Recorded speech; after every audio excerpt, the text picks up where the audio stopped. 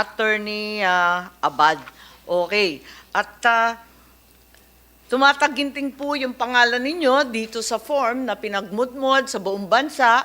Andito, we hereby authorize Attorney Anthony A. Abad et al. To cause the filing of the petition, perform all acts necessary in furtherance thereof.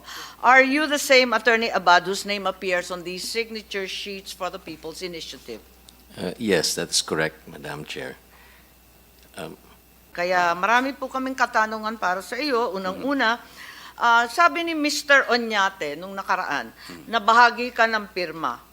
Are you part of the PIRMA organization? Neither does your name appear in the SEC documents or any other papers that we have retrieved with regard to PIRMA. Do you confirm that you are part of PIRMA? Actually, Madam Chair, I am not a member of PIRMA, but I am assisting as an advisor the groups that are signing this petition. So you're disputing Mr. Oñate's claim in January 30 that you are part of PIRMA?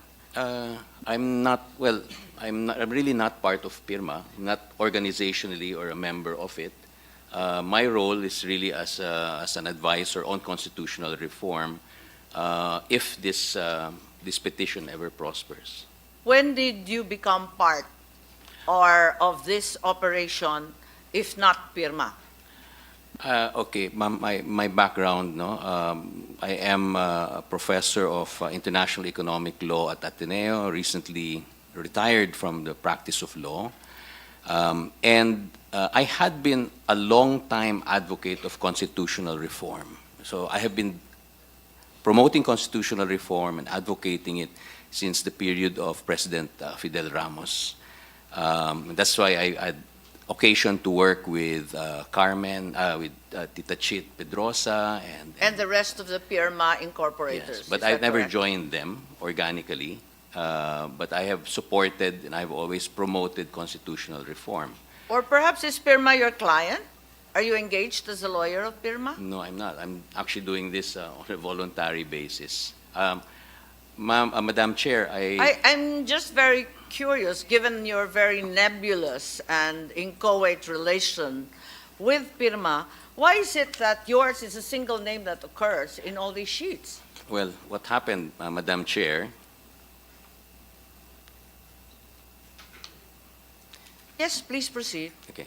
What happened, Madam Chair, is, I've been a long-time resource person for both houses. No? Here in the Senate, even with as recent as Senator Padilla's hearings, I appeared as well to promote constitutional reform.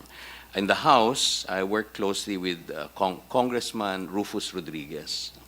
Late last year, Congressman Rufus Rodriguez asked me and invited me to assist and to help PIRMA and anyone else who is joining this People's Initiative for constitutional reform as an advisor. But I was supposed Pero to join. Attorney Abad, sa dinami-dami ng mga pangalan na binanggit mo, at napakarami naman nila, nandyan yung Ghana Law Office, nandyan si Attorney Abisado, nariyan si Noel Oñate, di ba? Nandyan po kayo.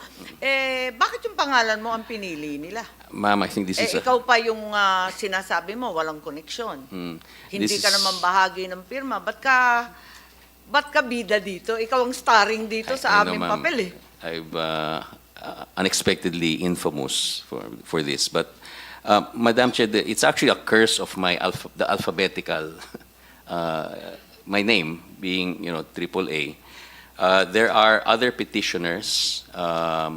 Yes, could you name or mention some of the et al. That Okay. occur after your name? Sino-sino yung et al. That you say alphabetically succeed Yes. your AAA initials? Well, alphabetically, you'd have former Congressman Argel Kabatbat of Magsasaka. Mga kongresista yan. They're all congressmen. Well, former congressman. There's, of course, former Congressman Garbin, Okay. Ed Gulye of CORE, Constitutional Reform Movement. This was Okay. recent organization or last 20, Sila yung early et 20. al. Ito yung mga et al. And of course, Sir Noel Oñate. And Former Justice Veloso, Ching Veloso. I understand there will be more, but these are the names that I am familiar with.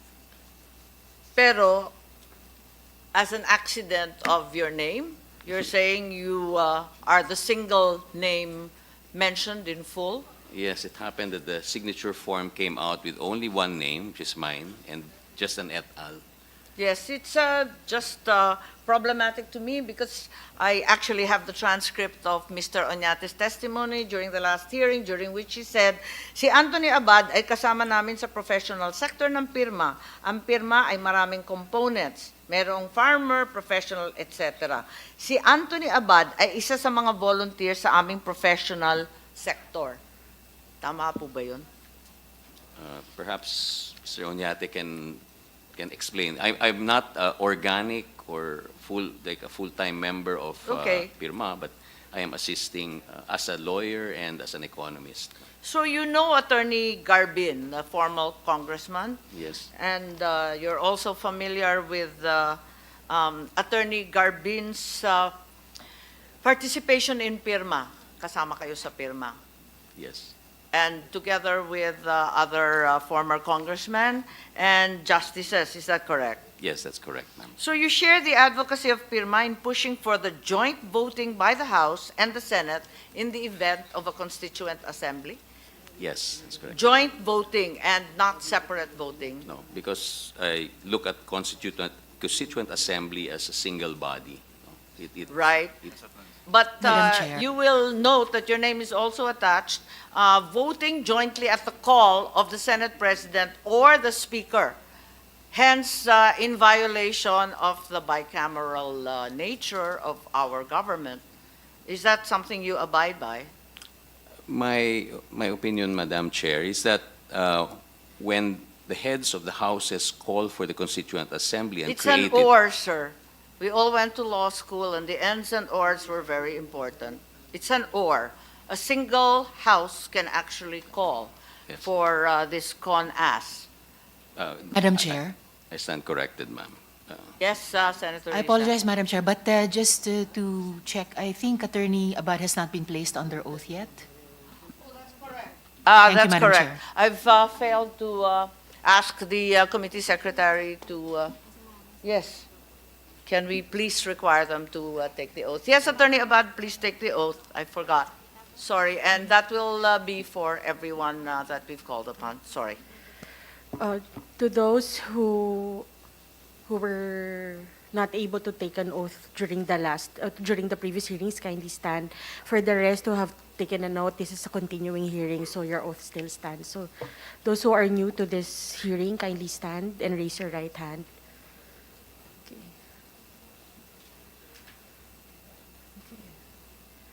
Kindly repeat after me. I state your name.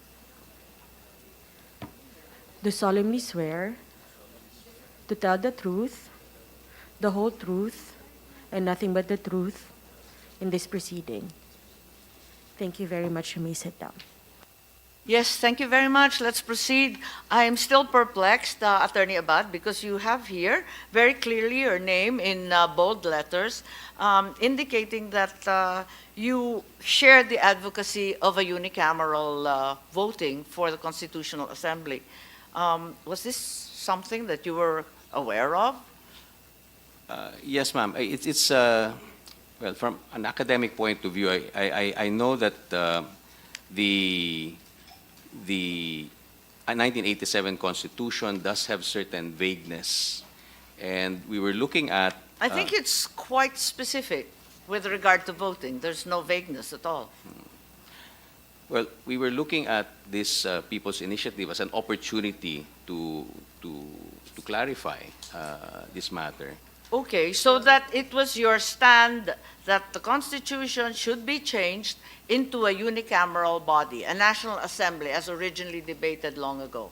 No, ma'am. But this it- is No, but- the paper No, the on con- which your name is affixed. Yes, ma'am, but no, it's not about, it's the Constituent Assembly is unicameral. The Congress or the Parliament or the legislature can be bicameral or can With be all due unicameral? respect, you put your name to an amendment that states 3/4 vote of all its members voting jointly, okay? And secondly, at the call of the Senate President or the Speaker. So on 2 counts, it's clearly unicameral. Is that your stand?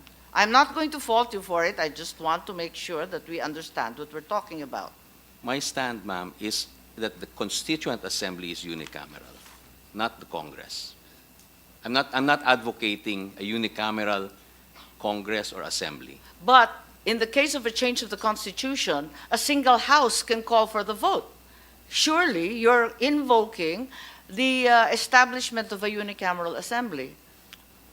Yes, it's the same people. Hindi naman kailangan yung Senado dito, di ba, maliwanag? Gusto ko lang iklaro kung ano talaga yung pakay ninyo rito kasi nalilito po kami. Kasi ngayon sinasabi mo, pang-con-as lang yan. Eh sa ligang batas yan, babaguhin mo. Yung ordinaryong batas, papalitan nga lang yung pangalan ng kalsada. Eh talagang BICAM kami ng BICAM. Eh para dito, para sa konstitusyon, kanya-kanyang kabig, okay na.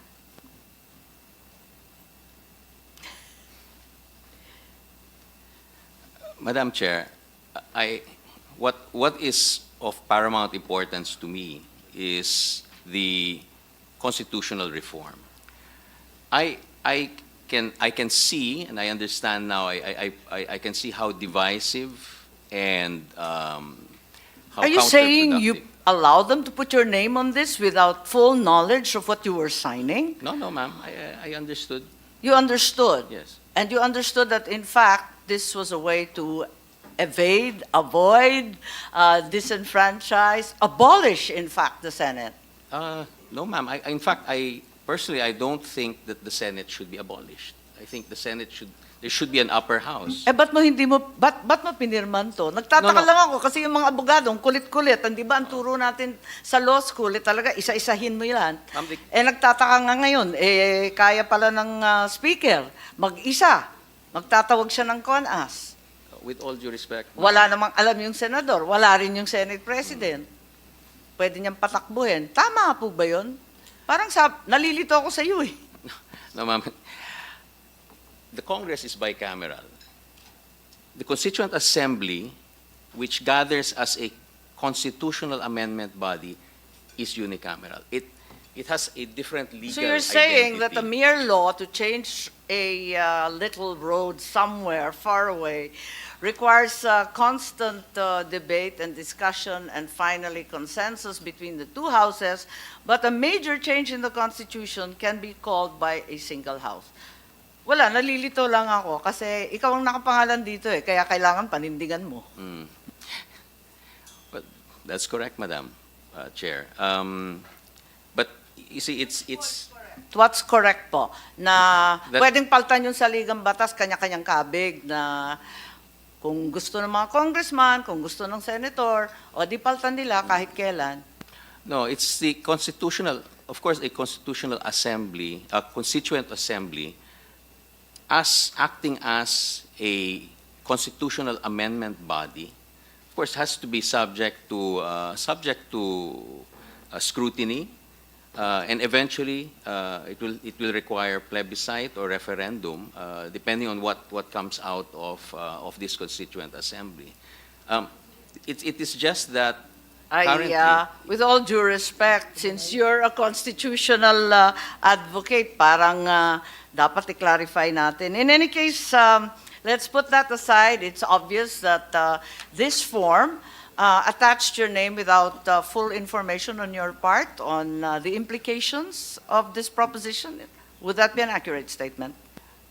my work should have come in only when the petition, if the petition prospered. I was supposed to be an advisor. So on hindi ninyo constitutional- alam yung nakasulat dito? Oh, no. I knew, ma'am. I knew what You I was. knew? Yes. Yes, but right now you don't know. Sabi mo, hindi ka sigurado kung ganun talaga. No. Kasi gusto mo na ngayon bycam. Eh No. nakasaad dito, unicameral voting, unicameral call for a con-as. Let's please make up our minds. Ma'am, a constituent assembly, although they are the same people who are in the Congress, is actually a different legal body for the purpose No, of... we fully understand that. I'm just trying to get to the bottom of this form because it is your name that appears here. And I assume that you abide by all the statements that are contained in this sheet. Yes, ma'am. Madam Chair, kalarin natin for the record. Yung alam namin yan, we fully understand na a constituent assembly is a separate body. We will be wearing another hat pag mag-form tayo ng constituent assembly. Pero yung point ng chairman is that klaruhin mo yung stand mo about voting jointly or separately. Yan lang gusto namin. From your end, yung ba talagang gusto mo na voting jointly, na kaming 24 at silang 316, isang count lang ng boto namin? That's correct, sir. That's correct. So that's your, yan ang gusto mo. Kaya ikaw ang nag-spearhead dito na ma-amend ditong section 1 ng Article 17 by People's Initiative. So ganun ang gusto mo talaga. Just for the record. For the record, I wouldn't say... I think just to help things along, there were statements from PIRMA, I'm not certain if it was Mr. Oñate, that alleged similarly that since the Senate was a constant roadblock to constitutional change, they wanted to have the two houses vote jointly para malusaw nga yung boto ng Senado. Tama po ba yun? Yun ba yung tamang idea sa likuran nitong papel na to? Okay lang, kasi wala lang sa amin. Total, puro proposal naman to eh. Well, it's not to dilute the Senate's role. It's just that to clarify how you vote within a constituent assembly. That's my understanding. But it's not merely... I-clarify mo to, i-amend mo na kagad ang Constitution. Yung palang no. clarification na gusto mo. No, because it lacks clarity. We need to clarify. No, That's but why I think it's very clear also at the call of only one of the House leaders, there's nothing that says that it has to be bicameral. Okay din sa iyo yon na only one House. Yung Congress, kanya-kanyang palit. Congress will change the Constitution on its own. The Senate as well. Is that what you had in mind? Could you repeat that, ma'am? Well, ang liwanag dito, at the call of the Senate President Yes. or at the call of the Speaker of the House. So, kanya-kanyang tawag, kanya-kanyang palit ng saligang batas. Bahala na kung anong lumabas. Okay lang pag hindi nagkatugma-tugma yung dalawa. Well, Madam Chair, I'm not familiar with the work in how Congress works, but I would imagine that it would require still some consensus. You that would have be- your name here. And you're not clear on what the language was? No, ma'am. It's clear. Just said it's unclear how Congress works. No, I'm just saying that I would imagine that when you call, whether you're Senate President or the House Speaker, it would still require a building of consensus within these houses. No? Well, I don't know if... We can go to that later, I yes. think.